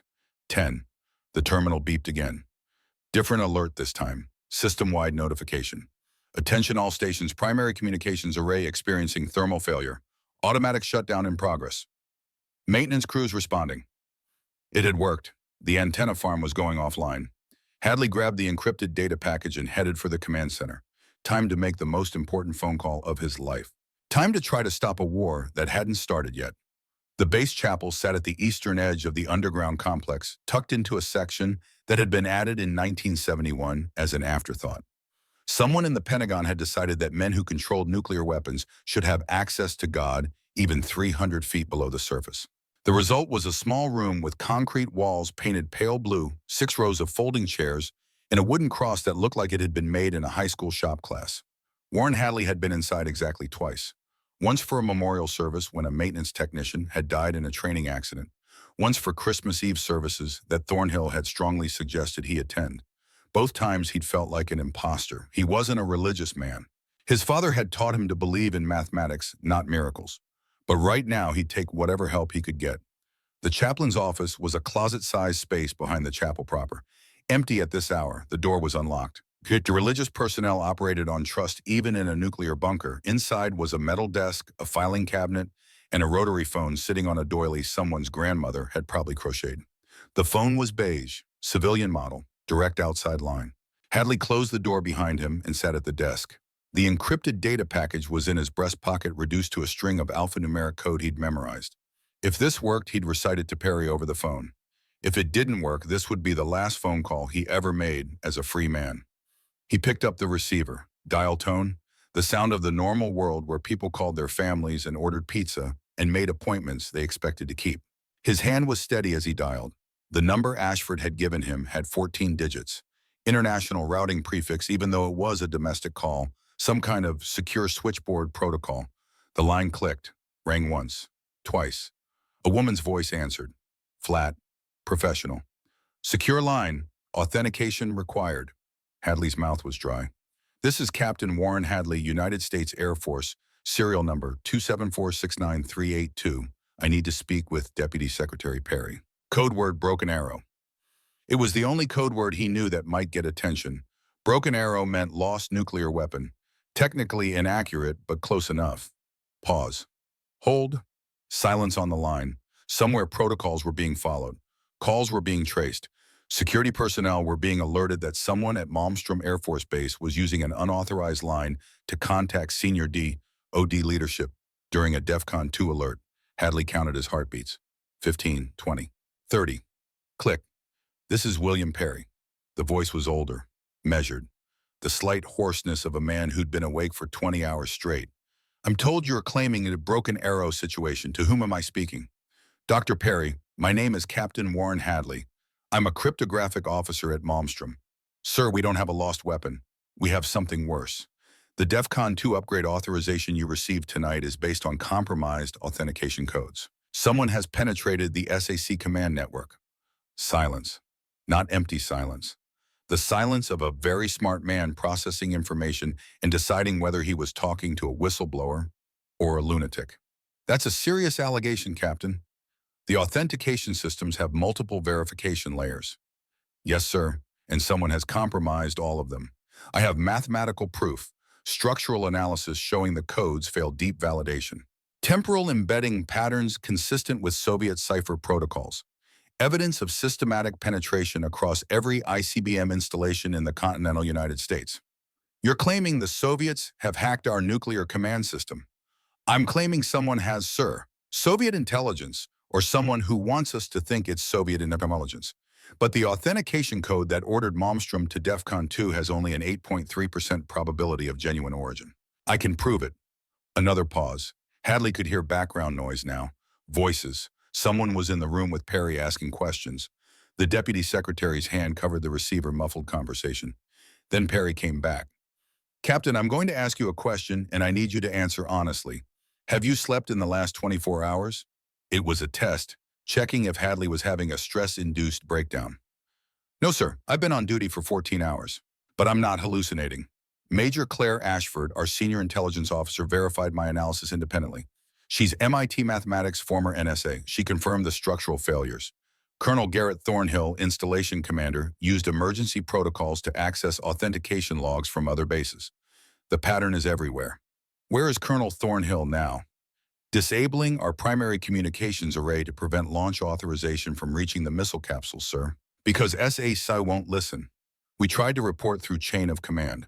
General Carver at SAI headquarters threatened to relieve the colonel of command if he continued questioning the authentication. He heard Perry take a breath. You're telling me your installation commander is committing sabotage during a DEFCON 2 alert based on your cryptographic analysis. I'm telling you we're trying to prevent an unauthorized nuclear launch triggered by false orders, sir. And we have approximately 15 minutes before Shandiak reroutes through backup systems, and those missiles receive launch authorization anyway. Captain Hadley, do you understand what you're asking me to do? You want me to go to the president in the middle of a potential nuclear crisis and tell him to halt launch operations because a captain in Montana found irregularities in message metadata. I'm asking you to order independent verification, sir. I have encrypted data that proves systematic compromise. I can transmit it now. You're a mathematician. You'll see it. Perry was quiet for 5 seconds that felt like 5 hours. Transmit your data. Hadley's hands shook as he pulled out his notepad. Sir, I need you to write this down. It's encrypted with an OSS substitution cipher from 1944. Keyword is Overlord. Do you know the decryption method? I wrote my dissertation on World War II cryptography, Captain. I know it. Go ahead. Hadley began reciting letters and numbers, the mathematical proof compressed into code, authentication failure rates, temporal pattern analysis, probability calculations. It took 3 minutes. When he finished, Perry said, I have it. Give me 10 minutes to decrypt and analyze. Sir, we may not have 10 minutes. Then I'll work fast. Stay on this line. Don't hang up. The receiver clunked as Perry set it down. Hadley heard footsteps, a door closing, then nothing. He sat in the chaplain's chair, holding a phone connected to a man who could stop a war, staring at a wooden cross on the wall. His father had told him once that every code was a story. What was the story here? Two men in a bar in Great Falls recruit a young lieutenant, feed him false authentication codes, tell him it's a test, use him to poison the entire nuclear command network over 3 months, then trigger a DEFCON alert based on those poisoned codes. Why, if it was the Soviets, the goal was obvious: trick America into launching first, then claim self-defense when they retaliate. Turn the U.S. into the aggressor, destroy NATO, win the Cold War in one night. But if it wasn't the Soviets, if it was someone inside the American intelligence apparatus, Hadley's mind went to dark places. Rogues, a faction that wanted preemptive war, military hardliners who thought the only way to win was to strike first, defense contractors who profited from conflict, or something simpler, a test that got out of control. Someone running an exercise, pushing buttons to see what would happen, never believing it would actually reach presidential authorization.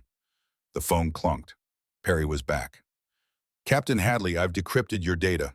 Perry's voice was different now, harder. "Your structural analysis is sound. These authentication codes are mathematically inconsistent with genuine SAC generation. The probability calculations are conservative. I'd put the false origin likelihood even higher than you did." Hadley felt his chest unclench. "Then you believe me." "I believe your mathematics, but I need to understand the threat vector. You mentioned temporal embedding patterns, Soviet GRU protocols from the 1960s. Why would modern Russian intelligence use outdated techniques?" "Two possibilities, sir. Either they're using old methods because no one's looking for them anymore, or someone planted Soviet signatures to create false flag evidence." "You're suggesting an American operation." "I'm suggesting we don't know. But Lieutenant Tyler Brennan, one of our nuclear systems officers, was recruited by men claiming to be CIA 6 months ago. They gave him modified authentication codes to inject into routine SAC traffic, told him it was a test program called Operation Coldwater." Silence on the line, very long silence. "Dr. Perry, I need you to repeat that, slowly. Every detail." Hadley told him about Brennan, the meeting in Great Falls, the CIA credentials, the modified codes on paper, the 3-month timeline. When he finished, Perry said quietly, "Jesus Christ, Coldwater isn't a test program. It's a vulnerability assessment I commissioned 18 months ago. We hired a red team civilian contractors to identify weaknesses in nuclear command authentication. They were supposed to submit a report. They were never authorized to actually compromise the system. Someone went off the reservation. Or someone used my authorization as cover for an actual penetration." Perry's voice had gone cold. "Captain, I need names, descriptions, everything Brennan remembers about these men." One was approximately 50, gray hair scar on left hand. The other early 30s, Boston accent. Both showed CIA credentials. The older one, the scar, was it a burn scar, tissue damage? "Brennan didn't specify, sir. Because if it's who I think it is, we have a bigger problem." Perry covered the receiver again. Hadley heard shouting, someone disagreeing, Perry shouting back. "Then, Captain, I'm conferencing in General Cartwright, chairman of the Joint Chiefs. He needs to hear this directly from you." Click, another voice joined the line. Deeper, the growl of a man who'd spent 40 years in uniform. "This is Cartwright. Son, I'm told you're claiming our nuclear command network is compromised." "Yes, sir, I have proof. I've seen Dr. Perry's summary of your data. Here's what's going to happen. I'm ordering an immediate stand-down of all DEFCON 2 launch preparations pending independent verification of tonight's authentication codes. Every ICBM installation, every bomber wing, every missile submarine will receive halt orders through backup channels within the next 8 minutes. Hadley felt something in his chest release. "Thank you, sir. Don't thank me yet. If you're wrong, if this is paranoia or stress-induced delusion, you've just convinced us to lower our guard during an actual Soviet offensive. That makes you a traitor, and I will personally ensure you hang for it. And if I'm right, then you just prevented World War III, and I'll pin the Medal of Honor on you myself. Either way, you're not leaving that base until we sort this out. Consider yourself under protective custody. Is Colonel Thornhill with you?" "No, sir. He's at the antenna farm with Major Ashford." "Tell them to stand down. We're handling this from Washington now." "Sir, there's one more thing you need to know. The men who recruited Lieutenant Brennan, we need to identify them. They're either the penetration vector or they're victims of the same operation we are." Perry's voice came back. "I'm already on it, Captain. If the older man is who I think he was, part of the original Coldwater assessment team. Former NSA, went private sector in 1981. Name Robert Vance. And if Vance went rogue, he had access to authentication protocols that predate current systems. Can you find him? FBI is already moving. We'll have him in custody within hours. Cartwright cut in. Captain Hadley, you have one more job.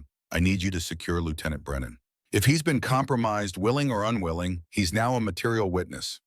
Keep him isolated until our investigators arrive. Yes, sir. And Captain, you did good work tonight. Your father would be proud. The line went dead. Hadley sat holding the receiver, listening to dial tone. It was over. The missiles wouldn't fly. The authentication system would be locked down. The conspiracy, whatever it was, had failed. He should feel relieved. Instead, he felt empty, like a string that had been pulled too tight for too long and finally snapped. He stood up, legs shaking, and walked out of the chaplain's office. The chapel was still empty. Dawn wouldn't reach the surface for another 2 hours, and down here, 300 feet below Montana, it was always midnight. Hadley made it 3 steps before his knees gave out. He sat down hard in one of the folding chairs, head in his hands. The adrenaline was draining away, leaving behind exhaustion so profound it felt like gravity had tripled. 14 hours. He'd been on duty for 14 hours, the last 4 spent chasing a conspiracy that had nearly ended civilization. And Megan would never know. She'd wake up in Spokane, go to school, complain about homework, live her normal 8-year-old life. She'd never know that her father had spent the night preventing her from being vaporized. The door opened behind him. Hadley turned. Colonel Thornhill stood in the doorway. His uniform was dusty, his face streaked with grime. There was blood on his left sleeve. It's done, Thornhill said. The array is offline. Ashford's monitoring base communications to make sure SAC doesn't reroute before... He stopped. Warren, what happened? You look like you've seen a ghost. I called Perry. He believed us. Cartwright ordered a stand down. All installations. The missiles won't fly. Thornhill leaned against the doorframe. For a moment, the ramrod posture failed. He looked his age. 62 years old. Tired. Relieved. We did it, he said quietly. You did it, sir. You risked your career, your freedom. I risked my conscience. Thornhill walked to the front of the chapel and sat down in the first row. There's an old saying from the Korean War. Better to die on your feet than live on your knees. I'd amend that. Better to face a court-martial with honor than live with the knowledge that you followed illegal orders. Perry says we're under protective custody until investigators arrive. Investigators. Thornhill smiled without humor. That means FBI, JAG, probably CIA if there really was an Operation Coldwater. They'll want statements, evidence. They'll want to know how deep this goes. And Brennan, Ashford is with him now, keeping him in Station 7 until we know what to do with him. Thornhill looked at the cross on the wall. That kid made a mistake, a bad one. But he thought he was following orders. That counts for something. Will they prosecute him? That's above my pay grade. But if Perry and Cartwright want to keep this quiet, and they will because admitting our nuclear command system was compromised, it is a national security nightmare, Brennan might walk away with a reprimand and a transfer to some radar station in Alaska. And us, Thornhill met his eyes. We'll be fine. We followed the evidence. We reported through proper channels. When those channels failed, we took reasonable action to prevent an unauthorized launch. That's not treason. That's doing our duty. General Carver might disagree. General Carver can file a complaint from his new assignment, counting penguins, at McMurdo Station. Thornhill's voice was hard. He ignored credible evidence of system compromise. He threatened to relieve a commander for requesting verification. When the smoke clears, Carver's career is over. The door opened again.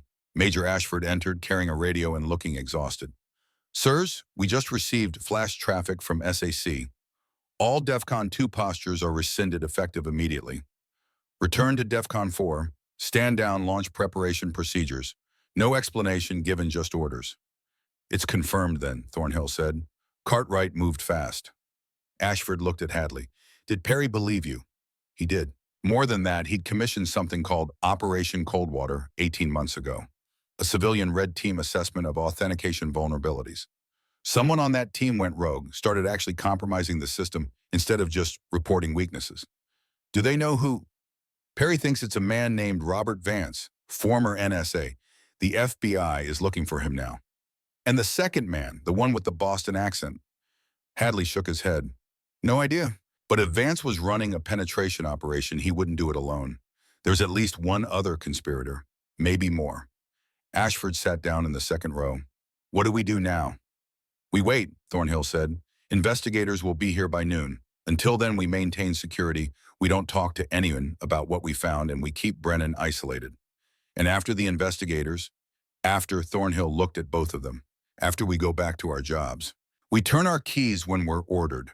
We follow the chain of command, because that's what we do. We trust the system even when the system fails us. We fix it. We make it stronger. And we don't let one bad night destroy 30 years of nuclear deterrence. Hadley thought about that, about trust, about systems designed by human beings fallible and flawed, about the fragile architecture that kept civilization from collapse. Sir, he said quietly, what if there are others? What if Vance had help inside SAC inside the Pentagon? What if this wasn't just two men in a bar but something bigger? Thornhill's expression was grim. Then we found the tip of an iceberg, and the ship is still heading toward it. 0647 hours. The Huey helicopter appeared over the eastern horizon just as the sun broke free of the Montana plains. From 300 feet underground, Hadley couldn't see it, but he heard the announcement over the base-wide intercom. Attention all personnel, VIP arrival. General Drummond, Strategic Air Command. All command staff report to primary briefing room. Security alert level elevated. Hadley looked up from the coffee he'd been staring at for the past 20 minutes. He was in the command center break room with Ashford and Thornhill. They'd been waiting for investigators from Washington. Instead, they were getting Drummond. That's not good, Ashford said. That's very not good, Thornhill agreed. He stood up. Drummond is SAC's deputy commander for operations. He doesn't fly out to remote installations during stand-downs. He flies out during crises. Why would he come here? Hadley asked. Because someone told him what we did, and he wants answers before the FBI shows up and takes over. They walked to the briefing room. It was filling up with officers, department heads, section chiefs, anyone with command responsibility. The mood was tense. DEFCON alerts that got rescinded without explanation made people nervous. Hadley found a seat in the back. Thornhill moved to the front, where installation commanders traditionally stood. Ashford sat beside Hadley, her face carefully neutral. The door opened. General Victor Drummond entered like winter wind cold cutting inevitable. He was shorter than Hadley expected. Maybe 5'10", but he had the presence of a much larger man. Square shoulders, jaw like a fist, eyes that looked like they'd seen too much and forgotten nothing. His uniform was immaculate despite the helicopter flight. Ribbons covered his left breast, Distinguished Service Cross, Silver Star, Purple Heart with oak leaf clusters. This was a man who'd earned his rank in blood. As you were, Drummond said, though no one had moved to attention. I'll keep this brief. Last night, this installation received a DEFCON 2 alert based on intelligence indicating Soviet offensive preparations. That alert has been rescinded. I'm here to conduct immediate inquiry into events surrounding the rescission. He pulled out a tablet, tapped the screen. At 0149 hours, Captain Warren Hadley contacted Colonel Thornhill with claims that the DEFCON upgrade authentication code was compromised. At 0347 hours, this installation's primary communications array experienced catastrophic thermal failure. At 0512 hours, an unauthorized external call was placed from the base chapel to Senior D. Ode to leadership. At 0534 hours, SAC received flash traffic from the Joint Chiefs ordering stand-down of all nuclear alert postures. Drummond's eyes swept the room. They stopped on Thornhill.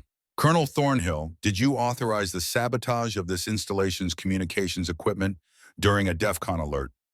The room went silent. Thornhill stood. Sir, with respect, the communications array experienced equipment failure.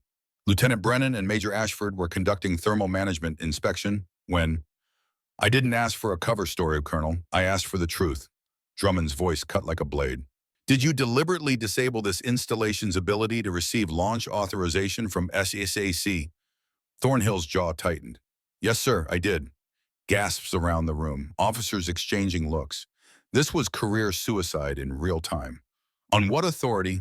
On my authority as installation commander responsible for preventing unauthorized launch of nuclear weapons based on compromised authentication codes. Compromised, Drummond repeated the word like it tasted bad. Captain Hadley, stand up. Hadley stood. You're the cryptographic officer who originated this claim. Yes, sir. You found irregularities in message metadata, temporal patterns, structural anomalies, things that made you question authentication validity. Yes, sir. Patterns consistent with enemy penetration of patterns. Drummond cut him off. Not proof, not hard evidence. Patterns that could be coincidental. Artifacts of system updates, noise in the data. Sir, the probability of coincidence is less than... I don't care about probabilities, Captain. I care about certainty. You convinced your commanding officer to commit sabotage during a nuclear alert based on statistical analysis. Do you understand the magnitude of what you've done? Sir, I understand that false authentication codes could have triggered... You understand nothing. Drummond's voice dropped to something below freezing. I'm going to tell you about certainty, Captain. September 18th, 1980. Titan II Missile Complex, Damascus, Arkansas. A maintenance technician dropped a wrench. It punctured the missile's fuel tank. Hypergolic fuel began leaking. Vapor cloud building in the silo. The general's hands clenched. The site commander, Captain Theodore Parker, recommended immediate evacuation. My son, Captain Kyle Drummond, was the deputy commander. He agreed. Protocol said contain the leak, don't evacuate. Evacuation was for cowards. For officers who didn't trust the system. But Parker and my son evacuated anyway. 7 hours later, the missile exploded, threw a 9-megaton warhead 600 feet into the Arkansas countryside. 1 man died, 21 injured. Drummond's voice cracked, just slightly. You know what happened to Parker and my son court-martialed? Both of them, for abandoning their post, for failing to follow procedure, for letting fear override discipline. My son was dishonorably discharged. His career destroyed, his family shamed. 6 months later, he put his service pistol in his mouth and pulled the trigger. The room was paralyzed. I thought about that a lot, Drummond continued. I thought if only he'd followed orders.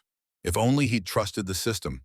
If only he hadn't let his judgment override procedure. He'd still be alive. He looked directly at Hadley.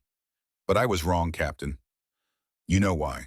Because the accident investigation proved Parker and my son were right. If they hadn't evacuated, 22 people would have died instead of 1. They saved 21 lives by breaking protocol, and the system destroyed them for it. Drummond walked closer. I swore after Kyle died that I would never make that mistake again.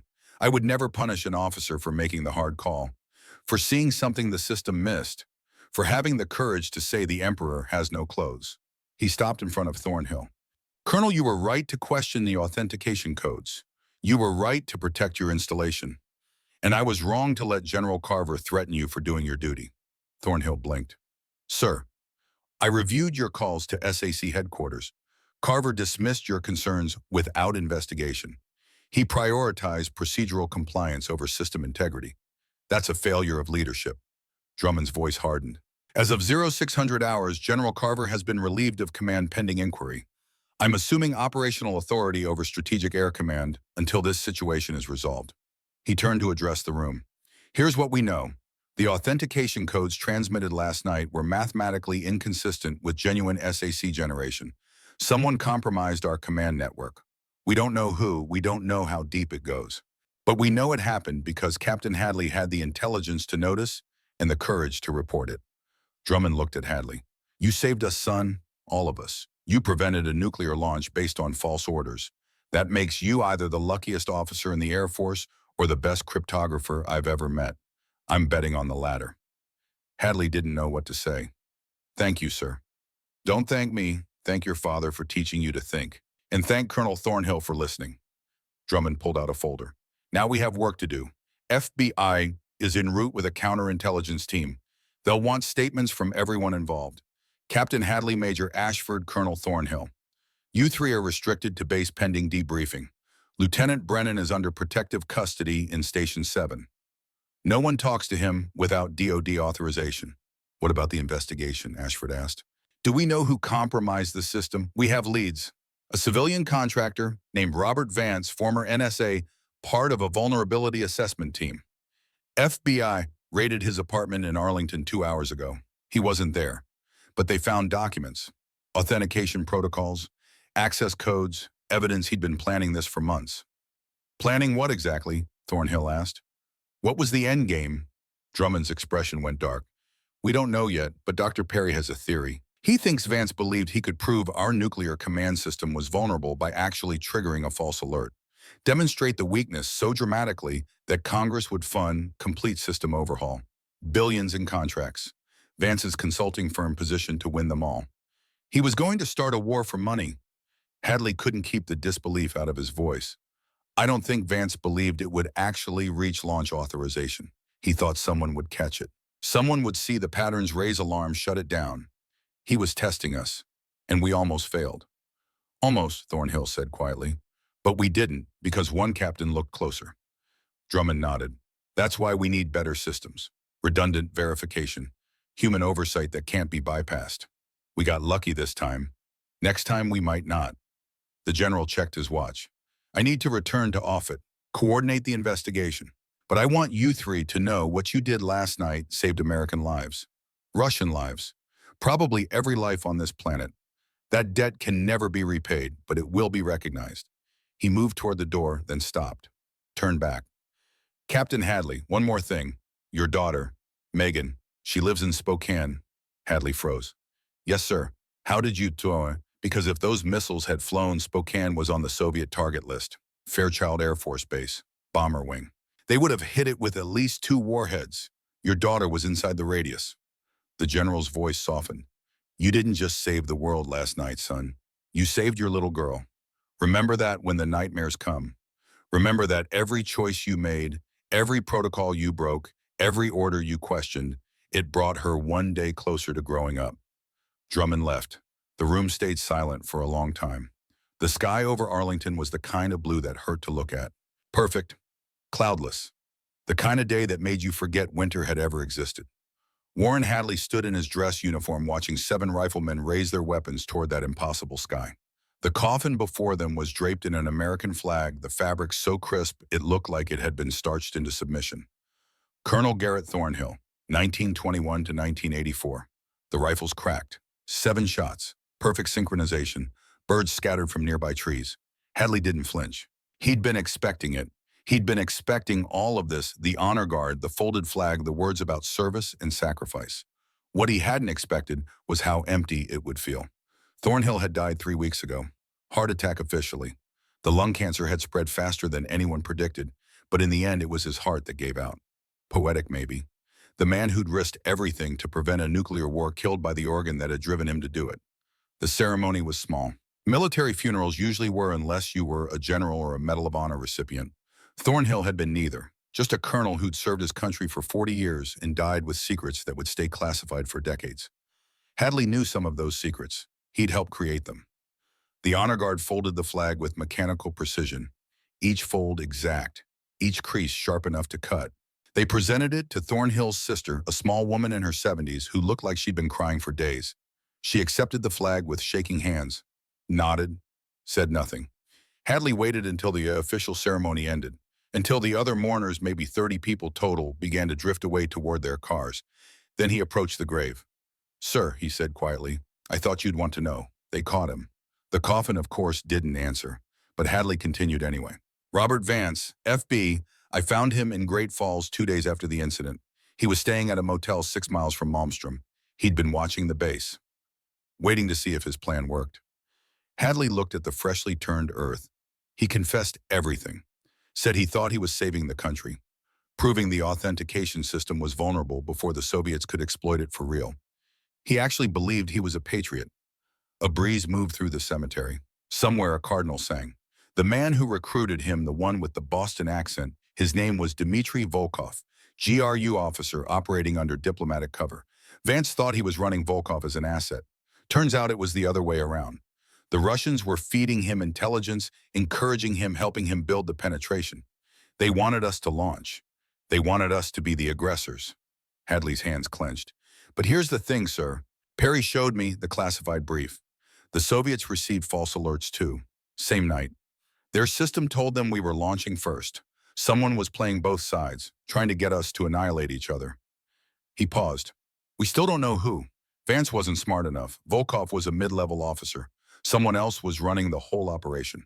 Someone we haven't found. The cardinal stopped singing. The cemetery fell silent. Drummond sends his regards, by the way. He's restructuring the entire SAC authentication system. New algorithms, new verification protocols, human oversight at every level. He's calling it the Thornhill Protocol, unofficially, of course. Your name will never appear in any official documentation. Hadley's voice dropped. You saved the world, sir, and nobody will ever know. He stood there for a long moment, Then he saluted. Thank you for teaching me that orders and honor aren't always the same thing. Thank you for believing me when nobody else would. Thank you for... His voice broke. He stopped, composed himself. Rest well, Colonel. Hadley walked away. He didn't look back. Thornhill had taught him that too.